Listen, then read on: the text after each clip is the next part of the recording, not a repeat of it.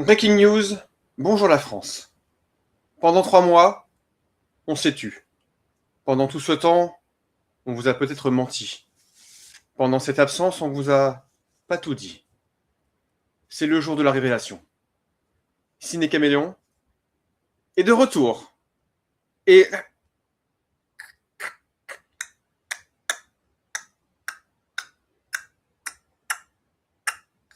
salut à toi et à ton écran et bienvenue dans ce nouvel épisode du 7e argument. Et je suis très content de vous retrouver enfin après ces quelques mois d'absence, puisque il s'est passé des choses. Forcément, la vie de papa continue, mais aussi le déménagement, comme on l'avait pu l'annoncer avec Mathieu dans la dernière vidéo. Donc j'ai un nouveau décor, j'ai un nouveau bureau, j'ai un nouveau lieu qui va permettre de continuer à faire des vidéos dès qu'on pourra. Alors peut-être toujours à un déséquilibre parfois. Alors c'est vrai que pendant 3 mois on ne s'est pas vu. Bon, il n'y avait pas des grosses sorties non plus, on va dire, extraordinaires en soi, même s'il y avait des films sympas. Mais là, je me suis dit, voilà, le retour du mois de juin, avant l'été, ça va être parfait, puisque il y a des belles sorties qui arrivent, et notamment, en juin, on a le retour de Papa Spielberg avec le film qu'on va aborder aujourd'hui. Et aujourd'hui, je suis content de réaccueillir sur la chaîne notre ami Mathieu et notre ami Antonin. Comment ça va, messieurs ? Eh bien, c'est une révélation, mais on va bien. La révélation. Bon, en tout cas, très content de vous retrouver et vous retrouver dans ce nouveau décor. Vous avez pu voir, voilà, il y a même un Michael Myers derrière qui peut vous surveiller et qui surveille le bureau. On fera peut-être une room tour un jour sur la chaîne pour montrer un petit peu tout ça, parce que vraiment, on a poussé la déco à fond. Mais en tout cas, voilà, aujourd'hui, on va revenir sur une sortie du mois de juin, parce qu'on est en plein mois de juin, et c'était le retour tant attendu de Tonton Spielberg dans le game, puisqu'on en avait déjà parlé sur la chaîne, notamment avec Coralie lors du trailer en décembre dernier. Et là est sorti le film, on vient d'aller le voir, nous trois, c'est tout frais dans nos têtes. Et on va enfin pouvoir parler de Disclosure Day, la révélation au Québec. Mais en tout cas, voilà, le film qui va faire parler, je pense, de lui en ce début d'été et qui fait déjà parler de lui. Très rapidement, messieurs, votre rapport à Tonton Spielberg, même si j'imagine peu de gens risquent de cracher sur lui. Mathieu, très rapidement, toi, Spielberg, est-ce que c'est un rendez-vous à ne pas manquer à chaque fois, ou est-ce que depuis les années 2000, ça s'est un petit peu essoufflé pour toi, son cinéma ? Alors, ce serait mentir que de dire c'est un rendez-vous à chaque fois, parce que j'ai raté quelques-uns de ces films. Sur ces 35 longs métrages, j'en ai raté 4. Donc, il me reste encore à découvrir les choses de Spielberg. Mais en tout cas, c'est le tonton. C'est celui qui a bercé les années 90, 80-90. Donc, pile quand je suis né et quand j'ai fait ma cinéphilie. Très bien. Donc, tu avais hâte de voir ce nouveau film. Est-ce que la bande-annonce te hypait quand elle était sortie, toi, ou pas ? Pas exactement, dans le Ok. sens où j'ai le même problème qu'avec Roland Emmerich pour son Moonfall. Oula. C'est un film des années 90 Ok. qui est arrivé trop tard. Ok. Bon, on va Et en j'avais bien parler. aimé Moonfall, hein. Pour moi, c'est pas Ah non, un Moonfall, j'aime pas du insulte. tout. Mais ok. Vous pouvez. Bah oui, bien sûr. On va en parler puisque tu as déjà sorti un avis sur le film déjà, entre guillemets. Mais ok, je vois ce que tu veux dire. Toi, Nana, dernier Spielberg vu en date au cinéma, c'était lequel ? Je crois que c'est au cinéma. Ouais. Peut-être Ready Player One, Ok. je pense. Parce qu'après, oui, The Fabelmans, je l'ai regardé plus tard. Et West Side Story, je l'ai regardé plus tard. Oui, donc c'est ça, c'est Ready Player One, Ok. le dernier. Très bien. Est-ce que tu Exactement. attendais ce film en salle ? Est-ce que tu avais vu la bande-annonce aussi, peut-être toi, Et Mathieu, oui, Mathieu ? moi, ça m'emballait sur les bandes annonces. Mais c'est vrai que celle-là a été à la fois mystérieuse, donc Ouais. ça m'a donné vraiment envie d'aller le voir le film. Ouais. Ouais. Ok. On était aussi assez Donc d'accord assez hypé. Mm. sur le dessus, effectivement. Alors moi, franchement, je me suis limité, j'essaie de me limiter de plus en plus à pas regarder les derniers trailers ou trop de bandes annonces. Donc moi, Mm. je m'étais arrêté on avait abordé le premier teaser avec Cora sur la chaîne, mais j'avais regardé après la première bande annonce et j'ai pas été au-delà. Et je pense que c'est pas si mal parce qu'il y a eu plein de trailers là qui sont sortis ces derniers temps comme toujours. Donc je m'étais pas trop spoilé et j'essaie vite maintenant de trop regarder les bandes annonces. Je trouve que ça me gâche un peu plus le plaisir en salle. Mais en tout cas, voilà, on va pouvoir parler de ce film Disclosure Day. Du coup, on va pouvoir lancer le teaser avant de l'aborder en partie non spoil et une partie spoiler comme d'habitude juste après. Vous pouvez déjà réfléchir à vos notes, messieurs, le temps qu'on lance la bande-annonce. On se retrouve tout de suite. We're interrupting our coverage. There has been a threat to publicly release government material long shrouded in secrecy.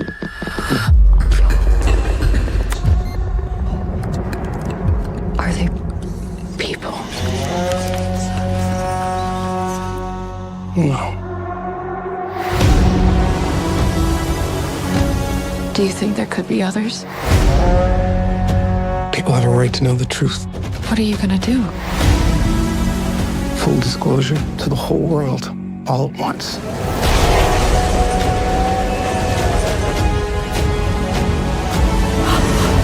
If you do this, there's no undoing it.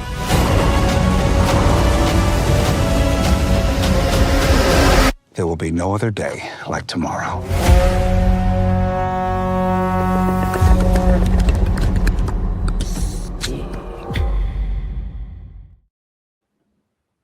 Voilà, c'était le teaser, un teaser de Disclosure Day, du coup, qui est sorti le 10 juin, là, en salle.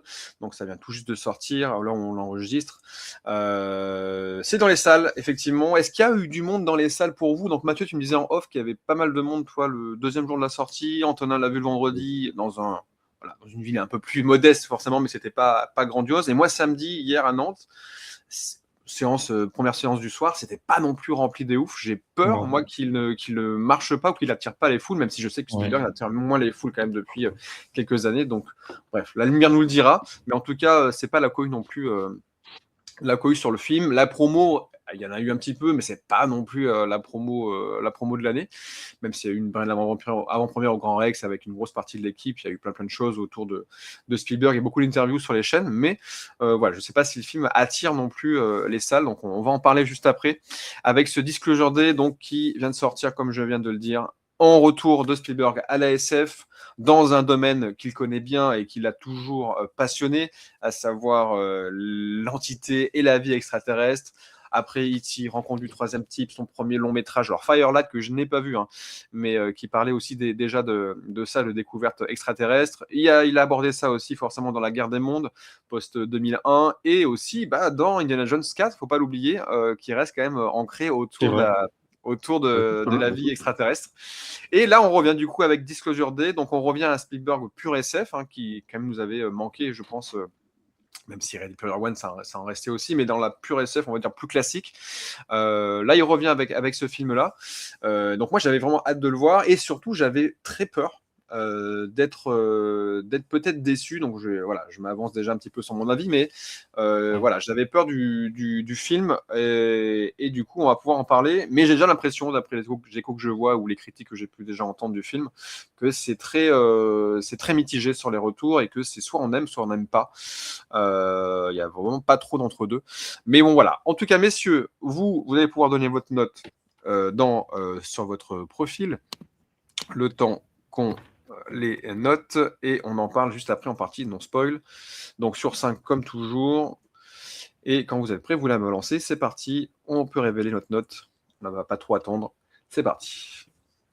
Oh Unanime. Un 4-4-4-4. Ok, très bien. Écoutez, j'attendais d'avoir votre retour, parce que pour vous dire, hier, quand je suis sorti de la salle, Cora n'a vraiment pas du tout aimé le film. Ah ouais? Elle n'a vraiment pas du tout aimé le film. Vraiment, elle le trouve vraiment très oubliable. Elle n'est pas rentrée dedans. Elle a trouvé ça vraiment un peu nul, d'ailleurs, dans ce sens-là.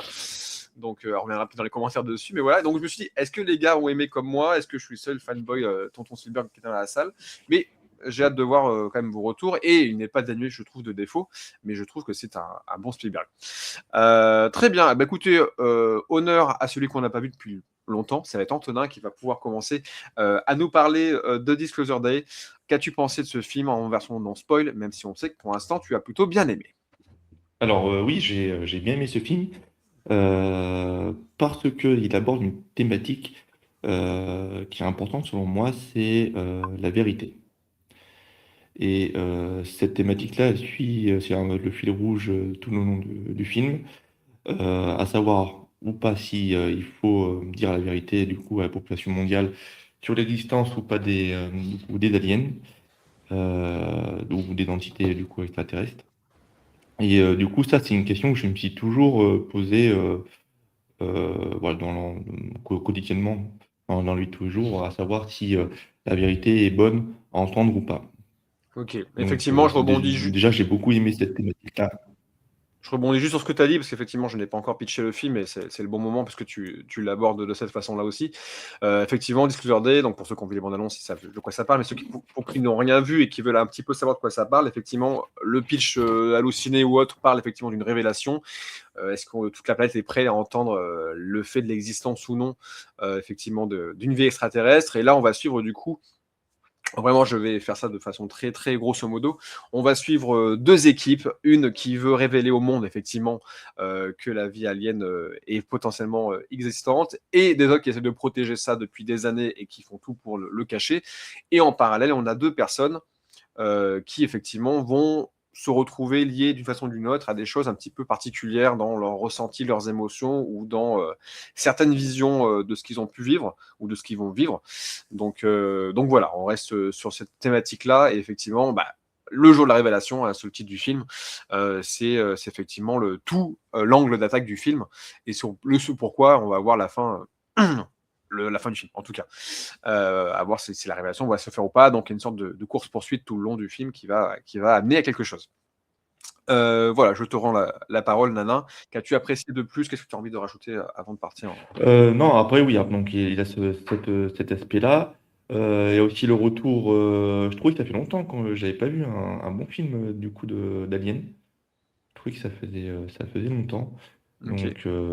Donc ça m'a plu. Les musiques. Alors là, il est sorti de sa retraite.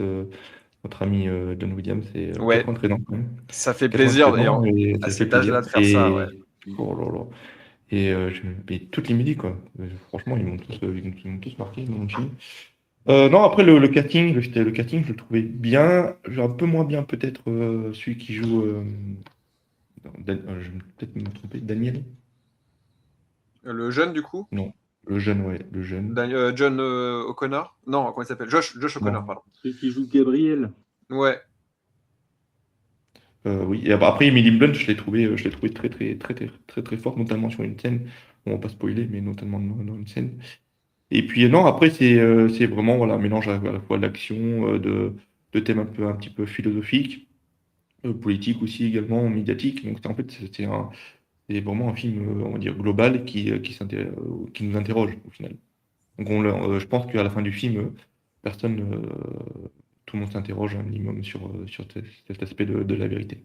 D'accord. Et alors, je vais poser des questions parce que c'est ce que ceux qui n'ont pas apprécié le film disent en général. Est-ce que vous ne trouvez pas que c'est déjà du déjà vu, en fait, tout ce que le film apporte, ou tout ce que le film parle autour de cette présence extraterrestre? Alors oui, c'est du déjà vu, mais ensuite, c'est dans les vieux pots qu'on fait les meilleures soupes, comme dit l'adage.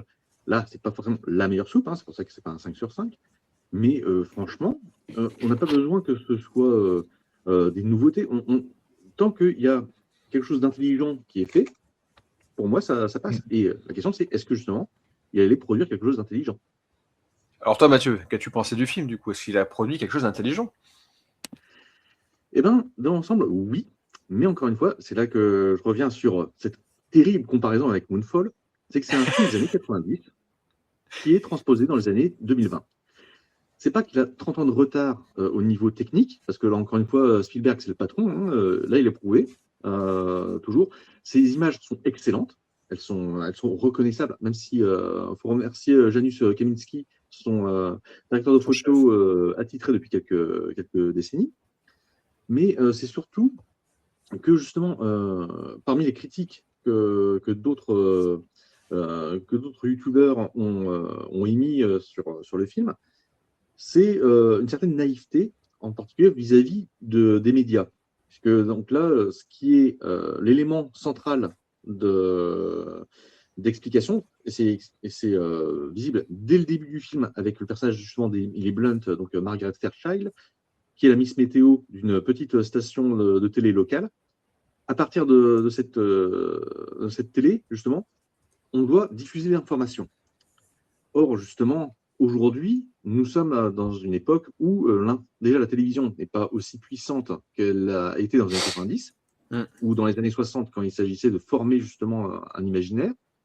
Maintenant, c'est les réseaux sociaux et sur les réseaux sociaux, tu as des platistes. Donc, des gens qui apprendraient que la vie extraterrestre arrive, y compris ceux qui disent « Ah, le gouvernement nous cache des choses ». Bon, bah voilà, on vous présente les choses que vous aviez raison, c'était caché. Oh, on nous cache encore quelque chose là-dessus, parce qu'on ne pourrait pas nous expliquer ça comme ça. Donc là, je pense qu'on aura forcément des cons à ce niveau-là. Ce serait un truc qui serait possible, c'est dans un Star Wars qu'on voit des gens qui croient que leur planète est plate et qu'il est impossible de voyager dans l'espace. Je pense que ça doit pouvoir exister pour illustrer le genre de personnages qu'on peut avoir sur les réseaux sociaux. Ensuite, par contre, ce que j'ai beaucoup aimé dans ce film, déjà, c'est un Spielberg, donc on sent quand même plus de 60 ans de... Non, enfin, oui, presque 60 ans quand même de maîtrise de la caméra.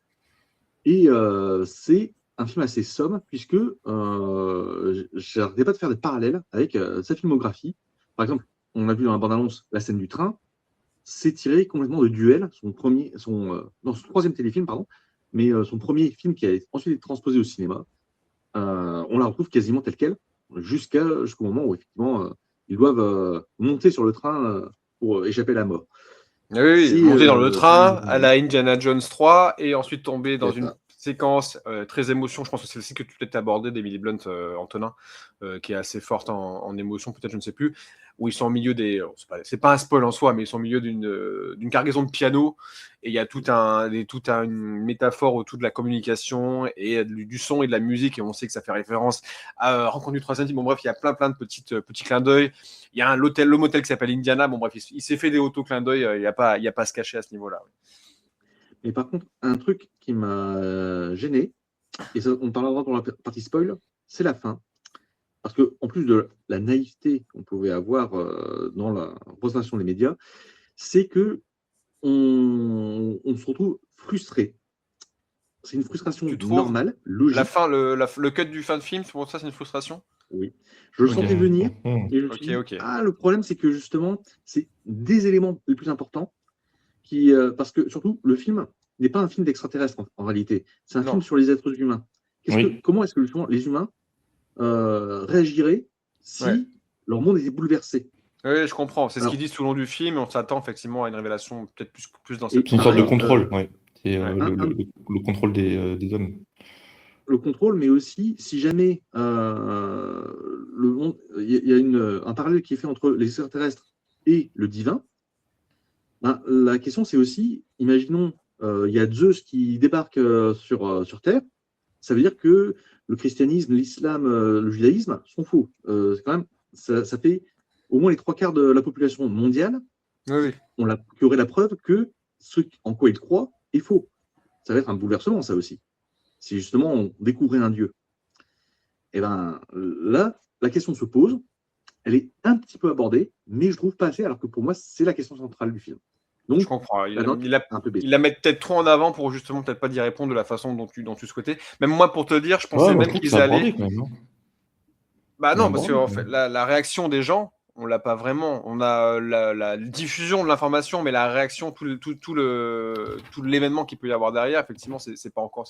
On va pas trop spoiler, parce que là, sinon on va rentrer dans le spoil. Mais des réactions pour et contre. Oui, mais on les voit pas. On ne les voit pas.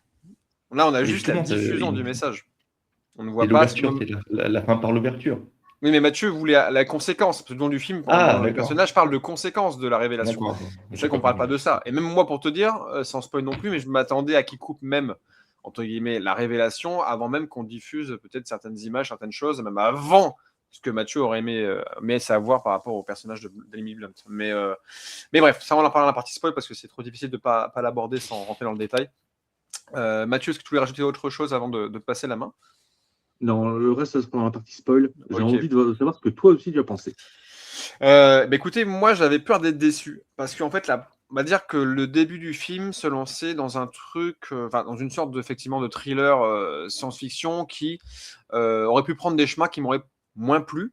Et ça n'a pas été le cas. Je trouve que la mise en place du film, en fait, je vais commencer par les défauts, comme ça au moins on passe à autre chose après. Je trouve que les défauts du film, c'est qu'il y a quelques petites longueurs, que la mise en place et que les courses-poursuites de début sont des fois un petit peu redondantes, des personnages qui se cachent pas, qui se font choper, qui ne sont pas chopés. Et toute la thématique met du temps à se construire. Est-ce que vraiment Spielberg veut traiter, qui arrive plus dans la deuxième partie du film, et qui aurait peut-être pu découler sur la suite si Mathieu avait vu d'autres choses en plus après la fin du film. C'est plus ça, je trouve, qui est intéressant, parce que Spielberg, encore une fois, il arrive à faire du grand spectacle, il arrive à y mettre de l'intime dans du mondial, on va dire. La révélation, certes, c'est un truc qui peut être choc, mais en même temps, il arrive à créer de l'intime avec des personnages qui sont toujours des personnages souvent lambda, qui sont face à des choses qu'ils ne peuvent contrôler ou qui ne peuvent effectivement... C'est jamais des super-héros, les personnages de Spielberg, et je trouve ça vachement intéressant, et c'est là encore le cas dans celui-ci. Et la photographie est géniale, la mise en scène, encore une fois, il y a des plans séquences qui marchent toujours bien, et qui sont toujours efficaces, et à ce niveau-là, il n'y a rien à redire, je trouve que c'est toujours de la maestria. La BO, Antoine en a parlé, on pourra en parler plus tard, mais même si c'est pas la meilleure de John Williams, je trouve qu'il ressort des termes, mais qu'à son âge-là, il arrive encore à nous ressortir des thèmes que j'avais des sonorités, du symphonie que j'entendais plus au cinéma depuis des années, et là, le entendre dans une salle comme ça fait vraiment du bien. Donc voilà, et si je peux parler d'un autre point négatif, même si je viens de dire des positifs du coup, mais un autre point négatif, peut-être qu'effectivement, il se perd trop dans des sous-intrigues ou des intrigues qui ne sont pas forcément nécessaires. Notamment, je trouve que même si l'idée de base est intéressante sur la foi, la croyance et tout, avec le personnage de la copine de Josh O'Connor dans le film, on l'aborde au début, on la perd tout le long du film, et elle revient à la fin, et au final, tu te rends compte que le personnage n'a pas grand-chose, je trouve. En tout cas, juste d'émettre le fait de la croyance, mais ça aurait pu être fait avec d'autres personnages, peut-être. Bref, et parfois, il y a quand même des choses qui sont des ficelles faciles, dans le sens où il y a des personnages qui arrivent facilement à sortir de certaines situations. Des fois, il y a des choses un petit peu obvious, notamment la séquence de la ferme où le personnage arrive à passer discrète derrière rien qu'il cache devant plein de personnages qui le recherchent. Bon, bref, il y a des petites facilités comme ça qui sont un petit peu trop grossières pour Tonton Spielberg, je trouve, mais bon, en soi, ça passe dans l'ensemble. Et voilà. Et je pense qu'effectivement, son gros point fort, Mathieu l'a abordé aussi, c'est d'avoir gardé l'imagerie qu'on a effectivement des aliens de la zone 51 avec tous les secrets qu'il y a pu y avoir gardé ça aujourd'hui en 2026, alors qu'il aurait pu revisiter totalement la forme de l'alien. On garde ce côté rétro, mais dans un monde effectivement plus moderne, même si on y enlève quand même pas mal de choses dans ce monde moderne, notamment par rapport au fait des médias ou des infos qui peuvent être révélées. Mais je trouve que sa bande de personnages, son sorte de huis clos de monde et d'histoire fonctionne plutôt bien.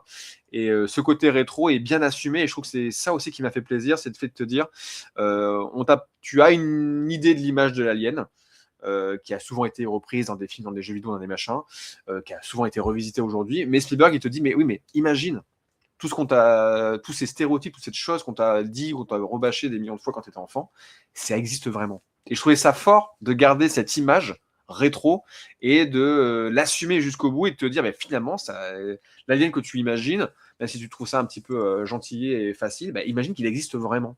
Et je trouvais ça vachement intéressant de garder cette idée-là, cette patte-là. Et bah oui, effectivement, par moments, bah, c'est des fois peut-être un petit peu niais, mais il y a l'émotion de Spielberg, il y a ce côté innocent que Spielberg a toujours eu dans ses films, ce côté, effectivement, monde des bisounours par moment, mais en même temps, voilà, il y a les méchants un petit peu archétypaux, notamment le Colin Firth qu'on voit ici. Voilà, dommage d'ailleurs, je trouve que Colin Firth, le personnage, c'est un personnage qui est le moins intéressant à suivre dans l'évolution. Je trouve que la fin, on en reparlera en partie spoil, est un petit peu bâclée. Mais voilà, dans l'ensemble, j'ai vraiment passé un bon moment. J'ai été à fond de A à Z, contrairement à Coralie qui vraiment était pas du tout dedans, et à la fin m'a dit mais c'est pas possible, comment t'as fait pour aimer ça? Non, j'ai aimé, je pense que le film va vraiment diviser. Il y a une grosse partie qui ont vraiment aimé le film, et il y a d'autres qui effectivement crachent dessus en disant que c'est niais, que c'est nul, que c'est cucu, ou que vraiment c'est déjà vu. Je suis pas d'accord. Je trouve que même si on l'a entendu même si cette histoire, elle reste simple sur le papier, donc ça a été écrit d'ailleurs par David Koepp, il y a un des scénaristes qui a souvent bossé avec Spielberg, qui a fait des très bons trucs comme des très meilleurs trucs, notamment c'est lui qui avait signé le dernier Jurassic World, donc on va pas revenir dessus en scénario, donc celui-ci est bien meilleur. Mais même si ça reste simple sur le papier, je trouve que c'est hyper bien exécuté, que c'est fait avec beaucoup d'amour, comme Spielberg aime le faire. Et franchement, je trouve que le film est très bon. On va pas se le cacher. Voilà pour rester un petit peu évasif, même si j'ai parlé pas mal de choses. On passe à la partie spoil, messieurs. On va pouvoir rentrer dans le vif du sujet, Oui. si vous voulez, et on va pouvoir aborder cette fin, Mathieu, vraiment encore plus en détail si tu veux. C'est parti, spoiler, c'est parti.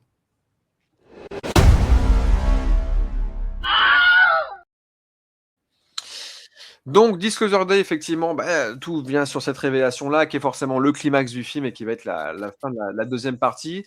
Mathieu l'a dit tout à l'heure, ce que tu voulais dire, j'imagine, c'est que un des aliens, on va dire, des plus anciens aliens, peut-être, qui est sur la planète Terre, encore vivant, qui dévoile au monde et qui va faire passer un message, du coup, à l'humanité, que Josh O'Connor peut comprendre parce qu'il est intelligent et que Emily Blunt peut traduire et peut nous livrer. T'aurais aimé savoir ce qu'il nous a dit, Mathieu, n'est-ce pas? Alors, oui, et surtout, Oui. ensuite, qu'est-ce que les autres humains, eux, auront réagi. comme réponse? Bah oui, je comprends. Mais je comprends. Moi, je t'avoue que même pour te dire, je m'attendais à qui coupe bien plus tôt dans montrer les images, même ça aurait été le lancement des images, parce que nous, on en a vu un petit peu le long du film, un tout petit peu. Et là, Spielberg, il en montre vraiment beaucoup et il prend le temps de montrer dans le monde entier comment ça réagit, entre guillemets. Mais je ne m'attendais pas qu'il en montre autant et je pensais que ça allait s'arrêter à ce moment-là, au moment où il diffuse les images et pas forcément au moment où en fait ça redescend un petit peu.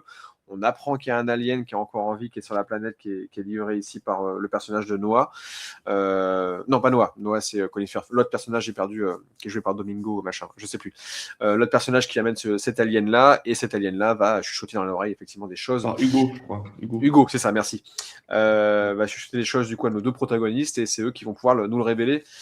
Alors, j'ai envie de dire, est-ce que ça aurait pas cassé le mythe? Enfin, tout le film, c'est la recherche de la vérité, comme dit Antonin, et je suis d'accord, hein, c'est ça qui est hyper intéressant, c'est de savoir, et même moi je suis le premier à vouloir savoir les choses, qu'on nous cache rien, mais en même temps, est-ce que ça aurait été bon de le savoir? C'est l'équilibre, est-ce que on n'en sait pas suffisamment de la façon dont il raconte un peu son histoire, avec le fait que ses deux enfants ont été effectivement pas vraiment enlevé, mais attiré par les aliens pour qu'on leur transmette un certain don, pour plus tard ça se révèle. Cora a dit un truc qui n'était pas nul. Vous allez me dire ce que vous en pensez, parce qu'effectivement c'est un point un petit peu pour moi un petit peu mystérieux. C'est pourquoi ils ont attendu autant de temps avant que Emily Blunt ait cette révélation quand elle voit cet oiseau, et que Josh O'Connor, même si ça fait 13 ans dans l'histoire qu'il est conscient de la chose, pourquoi ça a mis autant de temps, pourquoi en décalé, pourquoi que maintenant en fait il y a ce lien avec les aliens. Il y a une possibilité, c'est tout simplement parce que le fait d'arriver jusque sur Terre, ça met du temps, donc c'est pas tous les jours qu'ils peuvent faire ça. Mais ensuite, moi, le problème, c'est par contre, c'est le nombre de crashs qui sont montrés, de crashs d'OVNI qui sont montrés dans le film. Ça donne l'impression, mais ils n'ont pas passé le permis, les extraterrestres. Bah oui, mais bon, malheureusement, c'est quand même les archives que nous, on a pu entendre ou qu'on peut connaître. Alors d'ailleurs, je sais pas si c'est... Enfin, j'ai vu 2-3 interviews de Spielberg, notamment, là, on l'aperçoit parler un petit peu du film, avec des images. Il aurait, soi-disant, été convié à voir certaines infos confidentielles. Je sais pas si j'y crois, parce que...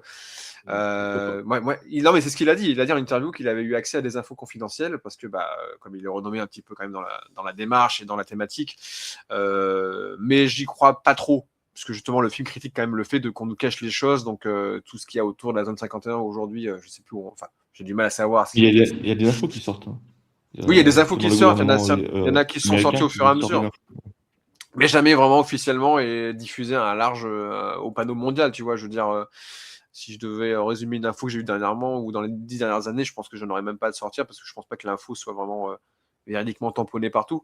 Mais voilà, c'est ce qui serait dit, c'est qu'il aurait eu des infos. Sachant qu'en plus, de mémoire, si je ne me trompe pas, il en avait déjà demandé pour Rencontre du troisième type et on lui avait claqué un peu la porte au nez. Après, bon, la filmo a évolué quand même depuis, puis il a pris du galon. Mais Je crois que, alors, si tu connais mieux que moi Spielberg, mais je crois que pour la rencontre du troisième type, il avait reçu une lettre de la part du gouvernement qui disait que, je sais pas, qu'il n'y avait pas d'infos. Attends. Moi, je crois que c'est pas lui qui je crois avait donné que... les infos. Non, mais il avait demandé des infos, on lui avait refusé. Ah, c'est lui qui avait demandé les Oui, infos oui, pour ce son que je dis, c'est que lui avait essayé de demander des infos, du coup, au gouvernement, sur ces dossiers classés secrets, et qui lui Ah oui, refusait à l'époque. Voilà. Et là, pour ce oui, film-là, c'est paraît-il qu'il aurait eu accès à certaines infos. Alors après, ça veut tout rien dire, hein. La couleur d'un ovni ou d'un objet non identifié qu'on aurait retrouvé, c'est une info, quoi, tu vois. Mais voilà, je trouvais ça assez passionnant que lui il ait accès aussi à cette donnée-là, s'il en a eu. Voilà. Mais je comprends effectivement ta frustration de fin, Mathieu. Mais en même temps, j'ai envie de dire, est-ce que même si ce qu'on veut voir, c'est ce qu'on devrait voir, et ça joue avec ce que les gens veulent voir au cinéma. Il y a plein de fans qui veulent voir des suites, des machins, les studios leur montrent. Là, j'ai envie de dire, même si on a l'attrait du film, est-ce que vraiment c'était l'intérêt du film? Et c'est justement la question qui est posée aussi dans le film, avec le personnage donc, de Gabriel qui dit le monde a le droit à la vérité. Oui, Donc, oui, mais je suis d'accord. Je suis d'accord. La vérité, alors là, oui, et justement, il finalement, on te propose une montre, oui. vérité, Oui. pas forcément la vérité, bien sûr, mais une vérité, et il nous frustre en disant bon, ben, finalement, on ne va pas vous la montrer. Surtout, C'est pour ça un je peu dommage. comprends. Surtout en plus, Josh O'Connor le dit à sa copine quand il lui annonce effectivement les faits. Il lui dit imagine. Enfin, non, elle lui dit imagine ce que ça pourrait provoquer pour les gens en termes de croyances, en termes de choc aussi, et que ça pourrait déclencher effectivement un chaos planétaire. Donc, oui, je comprends. Il y a même le fait quand ils se balancent les infos à la télé, est-ce que c'est plus important qu'une annonce de la Troisième Guerre mondiale? Oui, donc du coup, voilà, c'est vrai qu'ils en rajoutent toujours des trucs par-ci par-là. Oui, bien sûr, mais ils en rajoutent toujours. Et c'est vrai que quand tu dis c'est plus important que une annonce d'une Troisième Guerre, bah oui, tu as envie que ça aille jusqu'au bout et tu as envie de voir la répercussion. Ça aurait été Roland Emmerich, effectivement, au-delà de son mood fall. Je pense qu'effectivement, on l'a avec Independence Day ou on l'a avec d'autres films de cette trempe, quoi. Mais voilà, je m'attendais pas forcément à avoir cette vérité-là, au sens que qu'est-ce que l'alien nous a dit. Je m'attendais même pas à voir un alien à la fin, comme on le voit là, en mode roi des aliens, vieillissant et qui va donner une certaine vérité. Mais je comprends. C'est un peu ce qu'il a fait d'ailleurs avec la fin de son Indiana Jones, hein, je reviens dessus, mais finalement, quand il retrouve tous les crânes de cristal, le personnage de Kate Blanchett, là, qui joue la méchante, a tout le savoir du coup des aliens, mais du coup, elle peut pas le supporter en tant que personne humaine, et on n'a pas l'info. Mais c'est un peu un doublé sur ça, sur cette proposition. Sans compter que, en fait, peut-être que les aliens dans Indiana Jones 4 n'ont pas donné toute la connaissance, ils se sont simplement contentés de la tuer avec leur pouvoir psychique. Oui, c'est vrai, on n'a vraiment pas la. Oui, c'est vrai. C'est encore un point de vue, c'est vrai. Antonin, qu'est-ce que tu veux rajouter toi sur la partie spoil? Est-ce qu'il y a des séquences qui t'ont plus ou moins marqué ou des choses? Alors c'est vrai que tu disais toi, je rebondis sur ça si tu as envie d'en parler, film d'action, pas vraiment. Je trouve que c'est quand même un film qui est assez verbeux quand même. Il y a une séquence d'action la séquence du T'as le train et puis t'as les courses-poursuites. Ouais. Alors, la scène du début, moi, ça m'a tout de suite. J'ai tout de suite kiffé la façon dont c'est filmé, l'arène au niveau du catch. Ouais. Aussi, pareil. Mais non, après, moi, je trouve que c'est quand même. Il y a quand même pas mal d'action, non? Non, je dirais pas. Dépasse Moi, je dirais comme pas que c'est ça. un film d'action parce que justement, il y en Alors, a c'est pas un plein qui film disent que d'action. oui, mais Et ça fait depuis la liste de Schindler, en fait, qu'il ne fait plus vraiment de films d'action pure. Puisque, justement, là, je crois qu'il y a une. C'est lui-même qui le disait. S'il n'avait pas réalisé Jurassic Park avant la liste de Schindler, il n'aurait pas pu le réaliser tout court. Mais c'est parce que, justement, la liste de Schindler, ça lui a imposé, selon moi, d'être confronté à une forme de réel. Justement, lui qui est au contraire un cinéaste de l'imaginaire et justement de l'innocence de l'enfance, oui. il est confronté à quelque chose qu'il ne peut pas faire passer dans un registre merveilleux. Et donc, à cause de ça, à cause de ce film, grâce à ce film, justement, il est obligé de chercher des solutions plus matures, si j'ose dire, même s'il s'autorise effectivement des moments de légèreté. Oui, Il ne peut plus se permettre d'être juste une sorte de chansonnier du film. Oui, après, je disais pas qu'il faisait en général des films d'action. Je rebondis juste sur le fait qu'il a dit qu'il y avait pas mal d'action dans le film. À moindre mesure, je trouve que c'est plus un film verbeux qui peut justement déplaire en plus. Ça parle quand même beaucoup. Alors, c'est vrai que le but du cinéma, c'est quand même de plus montrer que de raconter des choses, mais je trouve qu'il est très verbeux et que parfois, il aurait peut-être dû montrer plus les choses que les raconter ou les expliquer. Ça peut être aussi un défaut dans le film, mais je pourrais comprendre les gens qui le trouveraient verbeux, même si moi, ça m'a pas dérangé. Non, C'était j'ai du pas bon trouvé ça. verbeux, c'était bien écrit quand même en termes de dialogue, ça va, ça marche. Par contre, Ça moi, reste simple, mais ça marche bien. Oui, j'ai un non, point non. d'interrogation, c'est sur les clés. C'est sur les clés. J'arrive pas à comprendre Les clés USB? leur utilité. Les clés USB? Alors, Les clés USB? Non, les clés, tu sais, Ah. Ah oui, les clés d'Alien. Ah, pardon, ok, d'accord, les armes, oui, les Parce sortes que d'objets aliens. je crois que tu as 3 clés. Ouais. T'as Colin Firth là, qui en gardait une. Ouais. Mais pareil, c'est qu'il a gardé, en fait, lui, il utilise comme pouvoir. Mais c'est pas. Ah, Mais c'est c'est de la télépathie. comment dire? Oui, c'est une sorte de Comme c'est ça, métaphoriquement. Bah, en fait, c'est que, effectivement, il t'explique pas chaque clé a un trop. pouvoir ou chaque personne qui utilise la clé a un pouvoir? J'ai Non, pas c'est compris, en qu'il fait. en fait, il le dit. Colin Firth l'utilise pour effectivement parler et puis être présent, presque physiquement présent avec les personnes à distance, une sorte de télépathie. Mais en fait, ils n'arrivent pas à contrôler tous les pouvoirs. Et ils disent même de ce que tu t'en sers, c'est 1% de la capacité du pouvoir du truc. Ils comprennent qu'ils peuvent devenir invisibles aussi dans le film, tu vois. Avec ce truc, c'est Ils ne que deviennent pas invisibles. Ils sont cachés à la perception des autres. C'est Oui. pour ça que justement le personnage donc du second de Noah, donc comment il s'appelle? Je ne me souviens plus le nom. Enfin, oui, mais celui qui le bras qui droit, essaie de les vraiment tuer dans le train. méchant, quoi. Quand il prend la clé en main, il disparaît aux yeux des autres. Et en fait, ça l'a épuisé psychiquement, si bien qu'il tombe, il est Il évanoui. s'évanouit. Ouais. Et en fait, tous ces éléments-là, c'est pour ça aussi qu'ils sont utilisés pour implanter ces pouvoirs dans Gabriel et Margaret quand ils sont enfants. C'est des espèces d'engins qui fonctionnent sur la psyché des gens, sur la télépathie. Mais en même temps, c'est marqué quand même même s'il y a des éléments spectaculaires, c'est assez subtil. Donc, effectivement, il faut arriver à connecter les points. Mais pour tout dire, dans E.T. l'extraterrestre de Steven Spielberg, je n'avais jamais compris qu'il y avait une question de télépathie jusqu'à ce que je le lise sur Internet. Pour moi, Entre justement, E.T. je n'avais jamais et compris Elliot? qu'il y avait un lien télépathique entre Elliot et E.T. Ah ouais, si, ok. Ouais, si. Bah, alors, pas forcément la première lecture du film, mais moi je l'ai compris après, ouais, ok. Mais je comprends Antonin, et effectivement, moi je trouve ce qui est un peu, pas dommage, mais ce qui aurait pu être un peu plus montré, c'est Moi, je trouve effectivement que que ça fait des années qu'ils ont peut-être certaines technologies aliens ou qu'ils essayent de les comprendre, et le fait qu'ils s'en servent pas vraiment, ou un tout petit peu, ou sur certaines choses, c'est vrai que ouais, j'aurais pu montrer plus de choses sur ça et on comprend effectivement pas bien l'histoire de ces trois objets. Et en plus des dons des deux personnages principaux qu'on révèle et qu'on comprend un peu mieux. Mais c'est vrai que sur ça, c'est certaines facilités de ne pas en dire trop et d'utiliser de façon un petit peu feignante, je trouve, des fois. C'est qu'ils auraient pu expliquer un peu plus la technologie d'Alien. Et puis pareil, donc eux, donc les deux personnages principaux, donc ce sont des passagers. Du coup, ils le disent très bien. Mais Oui. moi, c'est la question que je me suis posée aussi également, c'est que est-ce qu'il y avait d'autres passagers? Parce que, en fait, j'ai l'impression que tout le long du film, la réaction des différents personnages fait qu'en fait, ils comprennent qu'ils étaient uniquement tous les deux des passagers. Alors qu'au final, tu sais pas s'il y en a d'autres ou pas. Il y en a Je sais pas peut-être si d'autres. j'étais clair. Après, c'est vrai que c'est pourquoi deux Américains, encore une fois, pourquoi il n'y a pas un Français dans le lot? Non, mais oui, j'entends bien. C'est effectivement, c'est peut-être qu'il y en a d'autres et qu'effectivement, ils ont essayé de passer des messages plusieurs fois à plusieurs endroits. Hein. C'est ce qu'on comprend. Si les aliens venaient autant de temps sur la planète, c'était peut-être pour passer un message. Ce message-là que Mathieu aurait aimé entendre, mais j'entends. Mais effectivement, oui, je pense que pour moi, il y en a eu d'autres et c'est une connexion entre ces deux enfants. Bah, il y en a peut-être eu ailleurs, mais ces deux enfants réussissent à se réunir un jour, à un moment donné, et arrivent effectivement à faire le lien. Mais c'est vrai que c'est un petit peu brouillon parfois, tu vois, l'histoire de pourquoi il faut absolument qu'il y ait sa maison reconstruite d'Emily Blunt pour qu'elle se sente chez elle, pour qu'elle se Oui, ça aussi, c'est passage. bizarre.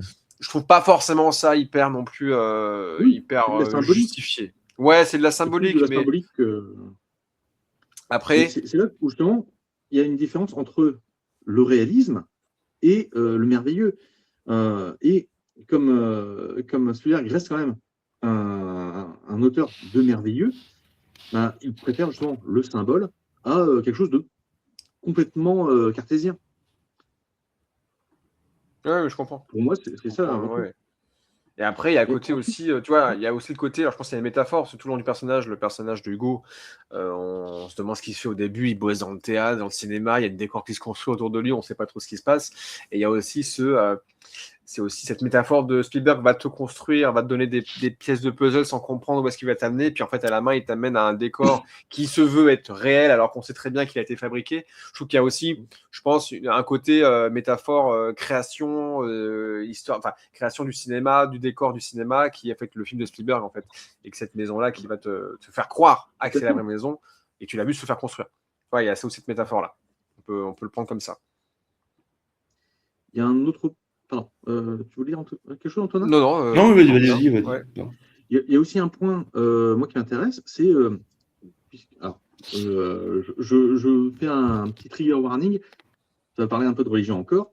Mais un des éléments, puisque l'histoire a quand même été à la base, c'est Steven Spielberg lui-même qui est à l'origine de cette histoire-là. Il faut aussi voir d'où est-ce qu'il parle. Et Steven Spielberg, donc, c'est un Américain, il est juif, et il est retourné un petit peu en religion à partir justement des années 90. Mais justement, il faut aussi voir ce que ça peut convoquer dans son imaginaire. Il y a à la fois son exceptionnalisme américain, c'est-à-dire justement, on est la cité sur la colline, on doit éclairer le monde.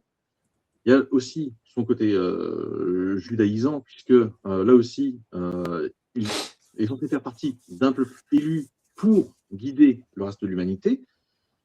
Il y a aussi le fait que les personnages, en fait, se comportent plus comme des chrétiens, mais des chrétiens américains. C'est-à-dire que cet exceptionnalisme, c'est à la fois un besoin et une malédiction. Donc, cette façon de représenter le devoir métaphysique, ça nous heurte un petit peu, nous qui avons une tradition plus catholique, mais c'est très américain, justement, c'est très logique d'avoir cette perception, même si justement c'est tempéré parce que les personnages méchants, en fait, Noah est en réalité quelqu'un qui est blessé et qui a besoin de retrouver du liant. Ouais, Et tandis que son second, lui, est purement mauvais. Mais comment est-ce qu'il fait pour disparaître? Au lieu d'être comme les nazis dans les Indiana Jones, il n'est pas tué pour disparaître, il s'en va. Il tourne le dos, il se détourne. Et ça, c'est tout à fait dans l'esprit un petit peu, mais du j'allais dire coup, méthodiste, pour reprendre George Lucas, mais c'est un aspect, je trouve, qui est dans une continuité théologique. Voilà, excuse-moi. Non, mais je comprends, c'est hyper intéressant ce que tu as dit, je suis assez d'accord, mais du coup, effectivement, ce personnage qui tourne le dos, mais tu as quand même Colin Firth, effectivement, qui, même s'il tourne le dos, il capitule assez rapidement, et tu te dis pourquoi... Il s'assoit et il regarde. Oui, il regarde. Contrairement à son bras droit qui, lui, effectivement, En fait, il est en colère et s'en va, admiration, quoi. je pense. Bah, Non. moi, je l'ai plus ressenti comme genre, c'est bon, je capitule, je vais jamais y arriver parce qu'effectivement, ils sont entre guillemets plus puissants parce qu'ils ont le pouvoir alien, c'est plus de leur côté. Il y a plus dans ce sens-là, genre, en fait, c'est la surtout, copine il y a trop de qui a déjà été impliqué, donc forcément, ils peuvent plus contenir. Je comprends. Même si je trouve ça un petit peu facile, mais qu'il capitule aussi rapidement comme ça. Mais ouais, ça se discute. Je comprends Oui. Non, mais il capitule quand même à la fin. Il est quand même encore à fond en train de leur courir après la séquence des pompiers, machin et tout. Il arrive dans le studio télé, il essaie de débrancher 15 fois les systèmes électriques. Et puis au final, il se rend compte que merde, tu as donné la clé magique pour pouvoir parler et pouvoir rallumer tout le système. Je m'assois. En plus, il y a un côté, on le voit un petit peu souffrir de ce pouvoir qu'il n'arrive pas trop à contrôler et qu'il n'arrive pas à emmagasiner. Il devient presque mourant à un moment et on n'en fait pas grand-chose, en fait, tu vois. Au final, il s'assoit de fatigue, en fait, peut-être. Il nous montre une lassitude. Et justement, il y a ce côté aussi qu'un mensonge sur un mensonge sur un mensonge, ça devient pesant. Et à un moment, justement, on peut avoir plusieurs réactions. Que la réaction de colère et donc de refus avec son second, ou au contraire, tu as je peux plus rien, je suis fatigué, tant pis. Et ensuite, effectivement, on revient sur la question. Dans ce cas, le reste du monde, que va-t-il faire? En attendant, on fait une petite coupure météo, parce que j'ai l'heure d'annoncer les bulletins météo de la France aujourd'hui. Nous avons le nord qui verra le soleil percer entre deux nuages. Prévoyez 20 degrés à Lille, 23 degrés à Bayonne ainsi qu'à Nice, 24 degrés à Mulhouse, 33 degrés du côté de Perpignan, 29 degrés à Bourges, et la maximale sera de 36 degrés à Narbonne, pas très loin de chez Nanin. La moitié sud, la moitié est, la Corse et le golfe du Lion auront un bel ensoleillement le soir, donc passez une belle journée. Voilà, pardon, c'était un placement de produit, j'étais obligé de passer la météo dans cette vidéo. Bref, je vais finir avec une dernière question avant de se quitter, messieurs. Et un autre point aussi que je voulais éclairer. Qu'avez-vous pensé de ce lien avec les animaux, dans le sens où ils sont obligés de se cacher, enfin, ils sont obligés d'être sous une présence animale pour moins faire peur, moins attirer. Je trouve qu'ils ont fait beaucoup de choses autour de la promo de ces animaux, de ce contact avec l'oiseau, avec le cerf aussi, par exemple. Et je trouve qu'au final, ça ne sert pas à grand-chose. Je ne sais pas ce que vous en pensez. Ah non? Pardon. La révélation aurait pu arriver, enfin, elle aurait pu ressentir des choses, Emily Blunt, sans forcément avoir vu un oiseau, ou Josh O'Connor, sans forcément voir un cerf, ou des choses qu'ils ont pu voir quand ils étaient enfants. Le lien enfant, je le comprends, mais dans le monde adulte, la séquence où elle voit l'oiseau, la première fois avec son copain qui la regarde, on a plus. C'est vrai que je trouve ça un peu, je la trouve à la limite ridicule parce qu'elle a un petit peu genre. Il y a de l'air dans ses cheveux, il y a un oiseau qui arrive et tout, même si c'est un oiseau un petit peu atypique. Je trouve que l'amener de cette façon-là, je la trouvais pas forcément. Je la trouve pas marquante parce qu'ils en font pas grand-chose de cette. Pour l'instant, j'ai pas compris la métaphore de l'oiseau et la métaphore du cerf, par exemple. Je pense qu'il y a un sens de pourquoi ils ont choisi ces deux animaux-là, par exemple. Et du renard. Et du renard. Et après, on voit un raton laveur ou on voit un autre animal aussi, je sais plus. Bon, bref, je trouve que ils en font pas grand-chose, même si pour moi, il y avait quelque chose à en faire, peut-être de plus. Je sais pas ce que vous en on revient pensez. sur la question justement des perceptions. Avec la clé, justement, on peut se substituer à la perception des autres personnes. Mais là, c'est la même chose. En fait, la question, c'est pas qu'est-ce que l'on voit, mais qu'est-ce que l'on pense voir. Parce que effectivement, la meilleure façon de cacher un arbre, c'est de le mettre dans une forêt, quoi. Donc, oui, mais l'oiseau, il n'y a pas que elle qui le voit. Il y a son copain, elle le voit aussi, l'oiseau, tu vois. Justement. Mais, oui, mais il en lien, on va dire, comme disait Mathieu, par rapport à E.T. et Elliot, c'est un lien spirituel, qu'elle a directement, et télépathique. Mais pourquoi pas voir, elle ne voit pas une sorte d'entité extraterrestre sans que tout le monde le voit, et là il y a un lien qui se fait, pourquoi voir un animal en fait? Enfin, voir l'alien sous une forme animale. Regarde par exemple, si sur un mur, tu écris, je sais pas, une lettre A par exemple, à quelqu'un qui n'a jamais vu cette lettre-là écrite, il va juste le voir, c'est des traits de peinture. Oui. Parce qu'il connaît la peinture, mais par contre, toi, tu peux y voir un message. Tu vois? Là, c'est plutôt comment est-ce qu'on réagit face à un élément. Non, mais je comprends la démarche, je comprends le sens, mais pourquoi l'oiseau? Pourquoi le cerf, alors qu'ils en font toute une promo autour de ça, et qu'au final, c'est pas ce que tu vas retenir du film, c'est pas le plus important, le fait qu'il y ait eu un oiseau, un cerf ou un machin. Genre, c'est plus dans ce sens-là. Pourquoi le choix de ces animaux, là, précisément? Pour moi, c'est purement. Alors, le cardinal, c'est un symbole du renouveau, du changement. D'accord, donc oui, j'ai pas été donc, voir. Là, en fait, elle se posait la question justement du qu'est-ce que je trouve pas ma place dans ma vie. Oui, du coup, en fait, le cardinal a cette symbolique-là. Ok. Et le cerf, après le cerf, c'est vaste aussi. Le cerf, c'est aussi le renouveau à cause des bois, et c'est parce que c'est une des métaphores du Christ. Oui, ok. Là, je l'ai plus. Ok. Et enfin, le renard, c'est parce que à mon avis, c'est parce que symboliquement, c'est un des animaux magiciens dans la plupart des cultures qui sont confrontées au renard. D'accord, les animaux, je pense que c'est aussi un point négatif. Enfin, je trouve que le côté l'image de synthèse des animaux est pas ouf, quoi. Il est pas très propre. Je crois vraiment c'est dommage. Pour tonton Spielberg, c'est dommage que ça soit pas si propre que là, aussi propre que ça. Mais je pense que c'est pas fait exprès. Que c'est pas fait exprès ou que c'est fait exprès? Je pense que c'est fait exprès pour que justement le spectateur qui est habitué aux images de synthèse soi-disant photoréalistes là se disent il y a un truc qui est bizarre. Donc c'est pour donner aussi une clé qu'il y a quelque chose qui ne va pas tout à fait. Ah oui, c'est pas un vrai animal, et que c'est plutôt une présence alien, effectivement. Ouais, Je pense qu'il y a un truc comme ça. ouais. Après, il y a quand même des moments où quand tu vois le cerf de près, qu'il y a l'histoire avec ses yeux et qui se transforme après en anti-extraterrestre, c'est quand même un côté photoréaliste. Il y a des moments où ils sont un peu plus photoréalistes que d'autres, mais effectivement, oui, est-ce que c'est... Ouais. J'aurais pu le montrer, peut-être, enfin, le faire comprendre différemment pour qu'on comprenne qu'effectivement, il faut comprendre que ce pas des vrais animaux et que ce sont des aliens. Mais comme on est habitué à avoir toujours de la soupe, des numériques tout le temps de personnages animaux, de machin et tout, je m'étais dit pourquoi ils n'ont pas plutôt mis des vrais cerfs ou enfin, en tout cas de l'animatronique et qui s'en trichent un petit peu avec, quoi. Mais ok, ça s'entend aussi, il y a plein d'arguments. En tout cas, nous, ce qu'on vous conseille, c'est d'aller voir Disclosure Day en salle, parce que ça mérite vraiment la salle. C'est un film qui Ouais. enfin, les films de Spielberg méritent Dynamique, forcément ouais. la salle, la musique, Les le plans, traitement sonore, la photographie. la mise en scène est incroyable. Et allez faire votre propre avis sur le film, malgré effectivement ce qu'on en dit, parce qu'il y a quand même des échos assez négatifs en soi. Mais voilà, c'est sorti, ça reste en salle pendant, je pense, un bout de temps et pendant une partie de l'été. Et on vous conseille d'aller le voir. Messieurs, c'était un plaisir de vous recroiser et de reparler Ah oui, très cinéma. On se retrouvera prochainement pour aborder la saga Toy Story, puisque forcément, vous savez, je suis fan de Pixar. Il y a Toy Story 5 qui arrive dans même pas la semaine prochaine déjà.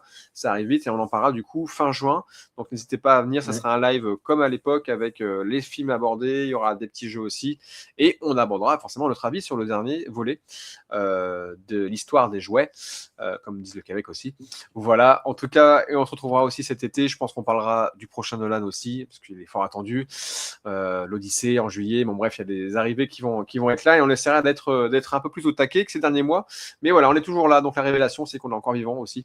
Donc n'hésitez pas toujours à nous suivre et à laisser des commentaires. On fera toujours un plaisir de vous lire. Messieurs, à bientôt. Et puis, on se retrouve dans une autre vidéo. 3, 2, 1. Ciao, ciao, ciao.